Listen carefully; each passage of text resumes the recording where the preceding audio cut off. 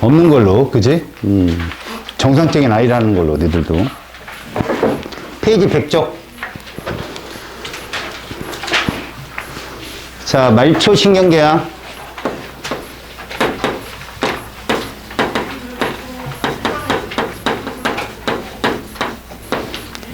이따 테스트 할 때는 노트 있는 친구 노트 피고 해도 되고, 자기가 도저히 안 풀린다 그러면 책 펴놓고 해.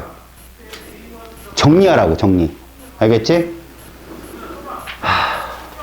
문항수는 한 20문항일 거야. 근데 10문항만 보라고.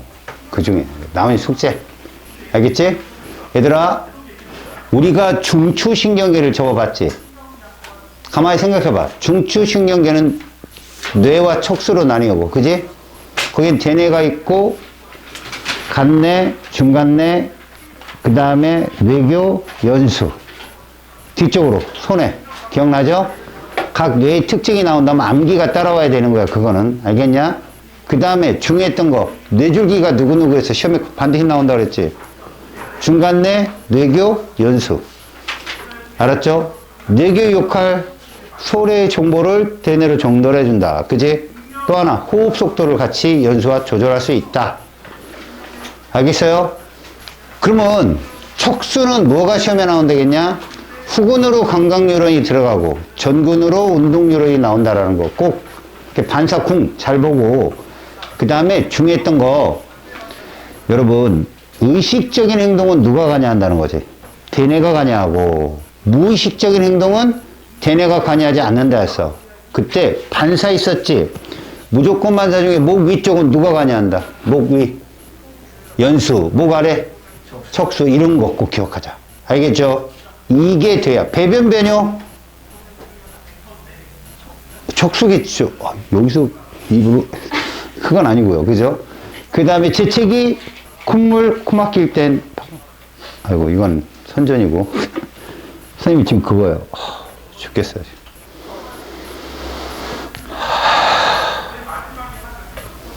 얼굴이 되게 생생하네요. 저요? 참, 10분도 못 버틸게. 기록 잰다. 재채기, 그리고 하품, 그 다음에 뭐 콧물 나오는 거, 눈물 나오는 거, 이런 것들은 다 보다 연수가 중추입니다. 대신 중요한 거, 눈은 누구야? 동공반사. 이거 중간뇌다. 알았지? 그거 기억하고. 얘들아, 뇌신경. 중추신경이야, 말초신경이야? 뇌신경. 말초야. 뇌 들어갔다고 또 헤매지 말고. 척수신경은? 말초야. 야. 감각령 무슨 뉴런이야? 감각령. 연합뉴런이야. 대뇌에 운동령, 감각령 다, 이거 니네가 실수하는 거라고 했잖아. 조심하라고 했잖아, 내가. 알겠지? 뇌신경 몇 쌍이야? 12쌍. 척수신경 31쌍. 알았어? 암기를 하려면. 오늘 말초신경계는 말이다. 우리가 이렇게 설명하면 좋을까? 연합뉴런을 제외한 모든 신경이라고 보면 돼. 연합뉴런이 관여하지 않고 감각뉴런과 운동뉴런으로 구성되어 있는 거지. 여기서 또 중요한 게 있어요. 여러분들은 이 말초신경계를 두 개로 나눌 거예요. 뭐뭐로 나눌 거냐? 이게 시험에 제일 많이 나오죠? 체성신경계와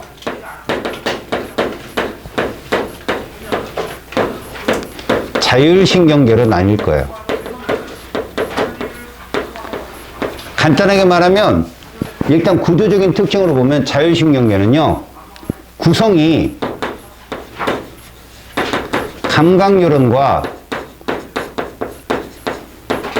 운동뉴런으로 되어 있어요. 그럼 중추는 어디냐? 얘 중추.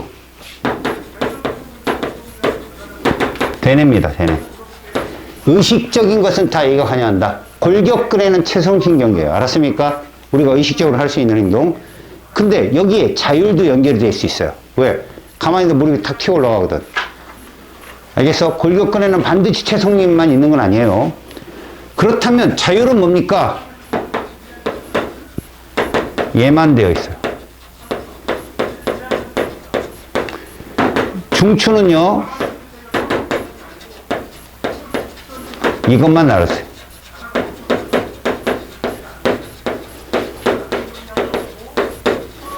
그래서 무의식적인 행동이라는 거죠.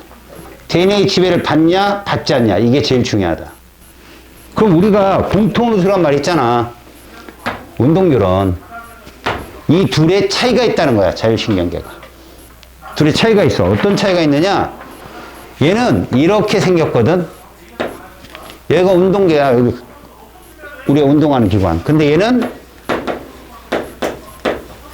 두 개로 돼 있어. 두 개. 가운데 뭐 신경절이 존재한다는 거지. 알았어? 그걸 그래서 하나는 뭐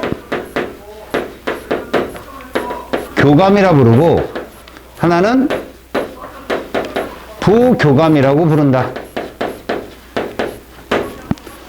교감신경은 뉴런이 있지만 여기가 출발이 중추다. 여기가 이렇게 생겼어. 이렇게. 그러니까 이렇게 보면 되지 않을까? 신경절 이전 뉴런이 짧아. 단장이야, 단장. 알았지? 그 다음 부교감은 얘가 길어. 얘가 짧고. 이렇게 돼 있어. 알겠어요? 그렇다면 무슨 말이냐? 실제로 요 부분, 우리가 말하는 요 부분이 엄밀히 말하면 시냅산이냐. 그지? 근데 얘들은 신경 전달하는 일괄적 고양 중에 하나니까 신경절이라고 부른다. 여기를. 신경절. 알겠어요? 절전섬유가 짧고 절전섬유가 길고 이 표현으로 하는데 간단하게 말해서 교감 몇 자야? 두 자잖아. 짧고. 부교감은 세 자니까 길고. 이렇게 보자. 그냥. 알겠죠? 그리고 여기에는 누가 나오냐? 노르, 에피, 네프린. 그리고 여기는 신경 전달 물질 중에 하나. 아세틸콜린. 그런데 신경절에서도 아세틸콜린이 나오더라. 이런 얘기야. 여기서도 아세틸콜린. 그럼 출제자가 얘를 좀 물어보겠지? 반드시. 저기서만 다른 거 나오는 거지. 이게 너희들이 말하는 아드레날린이야. 이게. 아드레날린. 알겠어요? 그래서 교감과 부교감은 이렇게 구분이 되어진다. 외워라. 외워라. 불과 한 4년 전이죠. 얘들이 이렇게 노르에피네프린 이런 걸로 바뀌기 전엔 선생님이 이제 이거를 막 재미난 얘기를 해가지고 만들어서 얘기했는데 요즘 얘기하니까 애들이 돌멩이 던지더라고요. 그래서 얘기는 안 하겠습니다. 그 얘기는. 여러분, 교감의 중추가 어디냐? 중추. 여기 말하는 거예요. 여기에 해당되는 애가 척수예요. 척수. 그러니까 척수에서 교감은 다 나가요. 알았지? 근데 부교감은 어디냐? 대부분 뇌예요. 뇌. 연수, 간내, 중간내. 알겠어? 근데 뇌가 아닌 애가 딱 하나 있어. 그래서 걔가 시험에 정말 많이 나와. 오른쪽 페이지 101쪽 가봐. 102쪽 가서 여러분들 척수 중에 맨 끝자락에 있어. 요축. 맨 끝부분. 거기 가봐. 뭐 있냐? 방광 있지, 방광. 방광의 확장, 방광의 수축 이런 말이 있을 거야. 보이냐? 자, 여기가 바로 방광이 부교감 신경의 중추가 척수야. 교감도 척수, 부교감도 척수. 대부분의 부교감을 보면 다 중간내 연수이래. 저 위쪽에 있다. 척수 위쪽에. 선이 우측편에 있는 애들. 맞지? 우측편에 있는 애는 다 그 위쪽에 있어. 뇌 쪽에. 그게 부교감의 중추야. 근데 왼쪽에 있는 애들 다 어디에 있냐? 척수 쪽에 다 있지. 그지? 근데 니들 체해봤지? 체해봤지? 그때 이렇게 등짝에, 등뼈에 누가 이렇게 손으로 꾹 누르면 아프지 않더나, 거기? 이거 교감을 자극 주는 거야. 교감. 그러니까 거기를 좀 릴렉스하게 풀어주면 얘가 체했다는 건 이 운동이 굉장히 지금 꽉 조이고 있다는 얘기거든. 좀 풀어주려고 거기다 자극을 주는 거거든. 알았어? 자, 그렇다면 교감과 부교감은 어떤 작용을 하느냐? 요게 대부분인 거다. 이게 운동할 때 그래요. 놀랬을 때 그렇고. 얘는 휴식을 취할 때. 당연히 식사할 때. 그래서 시험 문제는 여기가 8알이다, 8알. 여기서 다 나와. 시험 문제는. 알았지? 야, 심장박동 속도 조절 누가 해? 숨, 꼴, 연수지. 심장박동이 활발하면 뭐도 활발하대? 호흡도 활발해지지? 연수. 연수가 제일 중요한 거야. 연수에서 소화액 분비도 관여를 해. 근데 생각해보자. 운동할 때, 휴식할 때, 언제 밥 먹어? 식사 써놨잖아. 부교감 신경에 소화액 분비, 위액 분비 촉진, 특히 연수야, 걔가. 중추가. 위액 분비 촉진이 연수거든? 연수가 부교감 신경을 자극을 주면 소화액 분비가 촉진되는데, 만약에 우리가 운동을 하거나 그럴 때는 교감이 관여를 한단 말이야. 분비를 억제해요. 알았어? 그러니까 놀랐잖아. 놀라면 체할 가능성이 높아요. 교감이 팍 치고 들어오니까. 분비 억제하고, 그리고 특히나 얘들아, 소화기관은 가로무늬근이 아니야, 얘들아. 가로무늬근이 이 골격근 같은 애들을 가로무늬근이라고 하거든. 여러분 그 고기를 딱 뗐을 때 붉은색을 띤 근육이 가로무늬근이다, 거의. 알았어요? 또 여기 막 닭다리 같은 거 붉은색을 띠잖아요. 근데 여러분들 그 동물들 보면 내장근 본 적 있어요? 내장근? 이거 혹시 내장탕 좋아하나? 내장탕? 아니 그렇게 맛있는 걸. 걔들은 근이 좀 달라요. 그런 걸 민무늬근이라고 그래, 얘들아. 알았어? 우리 골격근이 무슨 세포라고 하지? 다액세포라고 했잖아. 그게 붉은색을 띠는 거거든. 민무늬근 다액세포가 아니에요. 알겠어요? 그래서 걔들 근육은 좀 달라요. 그래도 우리가 대뇌에서 걔를 지배할 수는 없어요. 민무늬근들은 다 부교감신경이 지배합니다. 교감이랑. 알겠죠? 그래서 우리가 의식적으로 뭘 할 수가 없어. 위통이 와도 어떻게 할 수가 없어. 참는 수밖에. 그렇겠죠? 그러니까 여러분들이 가만히 보면 시험에 나오는 거 보면 연수, 소화액 분비 촉진이 제일 많이 나오고요. 내신에서 단글로 나오는 애가 방광이에요. 왜? 얘만 유일하게 부교감 신경 중추가 척수란 얘기죠. 그럼 잘 들어보세요. 여러분, 운동할 때 오줌 매렵냐, 안 매렵냐? 운동할 때. 그 남학생들은 알지? 니네 운동으로 따지면 공부할 때하고 쉬는 시간 언제가 운동할 때 같아? 느낌상. 공부할 때하고 쉬는 시간하고 언제가 운동을 할 때요? 말고 공부할 때야. 니네 공부할 때 오줌 마르는 게 그게 사람이냐?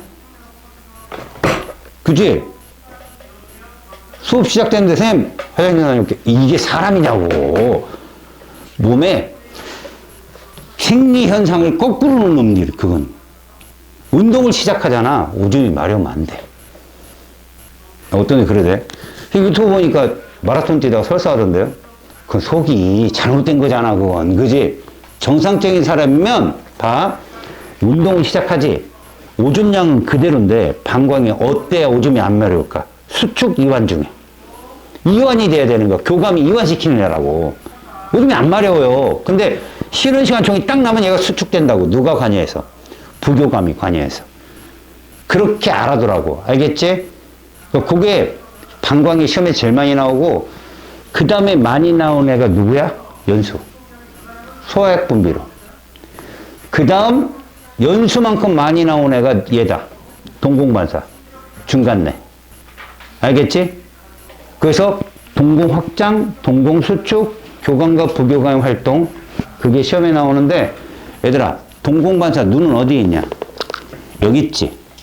그잖아. 그럼 교감은 중추가 어디라겠냐, 내가? 척추라겠잖아. 그럼, 선생님, 척추가 여기까지 오나요? 그건 아니잖아. 근데 여기까지 와. 내가 그때 그 얘기 했잖아. 연수 밑에가 척수라고 했는데 척수와 연수의 경계가 의료학계에서도 전문가 아니면 잘 몰라. 그러니까 여기가 교감이 여기까지 오는 거야. 이렇게 척수 쪽으로. 부교감은 중간에 그냥 바로 가고. 알겠어요? 그래서 그런 것도 동공반사 이런 것들도 분명히 자율신경계의 영역이다. 눈, 소화액, 방광 이게 시험에 나와. 3대 장애. 알겠죠? 그 문제는 열심히 풀어봐야 된다. 자, 여기서 중요한 말이 하나 있어요, 여러분. 기량작용이란 말이 있어, 기량작용. 이거는 호르몬계 가서 여러분들이 배워야 될 단계인데, 기량이라는 게 뭘까요? 항상성을 일정에 만드는 건데, 기량이라는 표현을 이렇게 알자. 이게 아니야, 얘들아. 기량이라는 게. 이게 기량이야. 이게 기량이야, 얘들아. 알았니? 뭐에 맞춰서? 이거에 맞추려고 끊임없이 서로 상반되는 작용을 통해서 일정 범위를 벗어나지 않는 게 기량이다. 알았니? 그러다 보니 교감과 부교감처럼 확실히 상대적인 성질을 가진 애가 둘이 있다. 이게 기량작용이야. 알았어? 그러니까 얘가 촉진되면 그 다음에 얘가 촉진을 해서 그걸 억제시켜주고 서로 상반되게 도와줘서 몸의 항상성이 유지되도록 도와주는 거. 기량은 두 가지가 관여를 해야 되는 거야. 성질이 반대인 두 종류. 이게 기량이다. 알았어요? 교감과 부교감은 무슨 작용한다? 기량작용한다. 위에서는 소액 분비 촉진을. 그죠? 심장박동은 속도 조절을. 알겠어요? 그 다음에 우리 동공반사는 확장 수축을, 방광도 확장 수축을. 아셨어요? 그런 걸 좀 이해해 주시면 됩니다.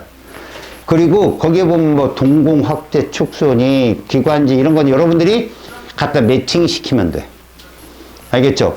생각해봐. 교감 놀랬을 때 운동할 때잖아. 그럼 놀랬으니까 동공 확대되겠지. 그잖아. 내가 이 얘기했지. 동공이 뭐냐 얘들아? 이렇게 눈이 있잖아. 이게 동공이야. 이게. 알겠어? 그래서 실제로 요게 누구냐 요게? 요 내가 노란색으로 칠한 이 부분이 바로 홍채거든. 요게 이게 종주근이란 근육이야. 알겠어? 그래서 얘가 당겨야 동공이 확장되는 거야. 이 종주근이 수축돼야. 그치? 이걸 누가 한다? 교감이 하는 거라고.